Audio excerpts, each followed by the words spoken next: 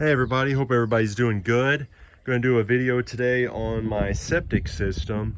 So what I'm really looking for is any feedback, or like if you see something you don't think is right, definitely point it out. If you have any suggestions, definitely let me know. I'm really looking for some feedback on this. So what we're looking at here is some leach chambers. And I got these from Menards. Quick update, me and Menards worked it out if anybody's seen my last video. But I got these from Menards.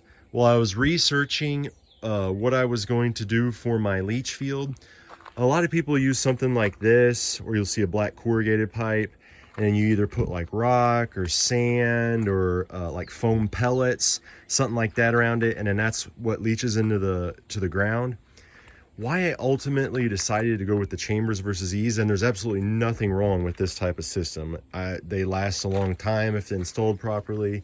But the only reason, and this is my thought process, is anything you put around this, like rock or foam or sand, in between the little cracks, yes, there's some storage capacity for water as it soaks into the soil. But with these, you can see like this would be this would be an actual chamber here. This whole area here is going to be able to fill up with water. So there's 48 of these chambers right here, and in these 48 chambers I should be able to hold 2,000 gallons of water that come out of the septic tank. This right here is an end cap, and we'll see some more of these here in a second. But here is the actual septic system. So let me know if you see anything that you don't think is right, because like I said, I am not a plumber. I've never installed a septic system. I've actually never even installed any piping whatsoever, any plumbing whatsoever. This is all new to me.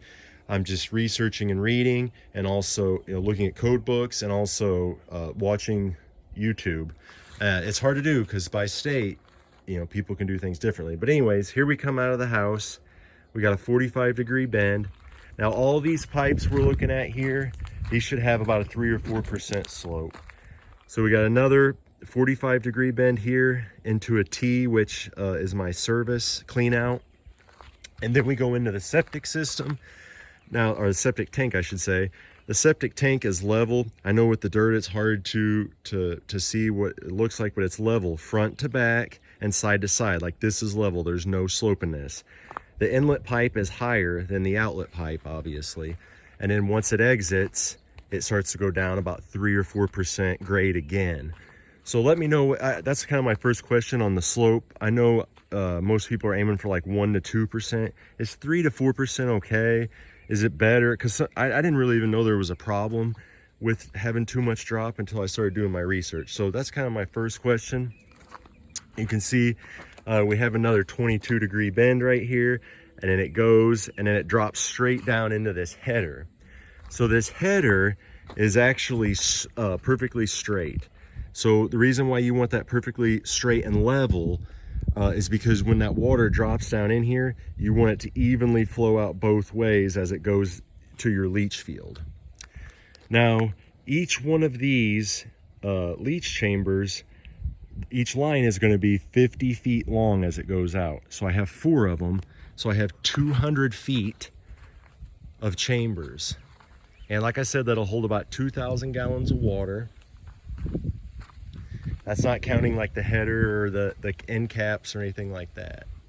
So I have a couple questions here for anybody out there that's educated on this type of thing. My chambers do not require any type of gravel or sand underneath of them. At least that's what the instructions say. Would you put a layer of sand or a layer of pea gravel on here?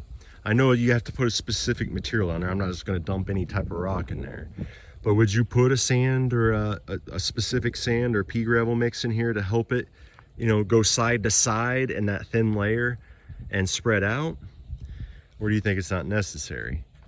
2, would you put landscape paper or weed blocker, the stuff you put like in your garden or landscaping over the top of these? I've seen some people do that. In the instructions, it doesn't say anything about it. My only fear would be, will that, because is that going to mess with the absorption? Or kind of, like they say, they're actually there's actually small amounts of like oxygen in the soil. They say it's supposed to kind of like help it breathe. So should I cover it in a landscape paper or a fabric, or just leave it how it is? I don't need it. So I definitely wouldn't mind to have some advice on that. Also, one thing I'm worried about, I know a lot of people don't like 90s. Is it okay to just have a 90 drop down, or should I have done, you know, 245s or something? Let me know. But that is my septic system for my house. They said it was oversized for what I need. I do have a lot of children, so at the time it's probably not that oversized, but in the future it definitely will be oversized. So that's really all I wanted to show you guys. I just want to know about the slope. Is 3 or 4% okay? And then is that 90-degree bend okay? Would you put any surface in the septic field to help it travel side to side?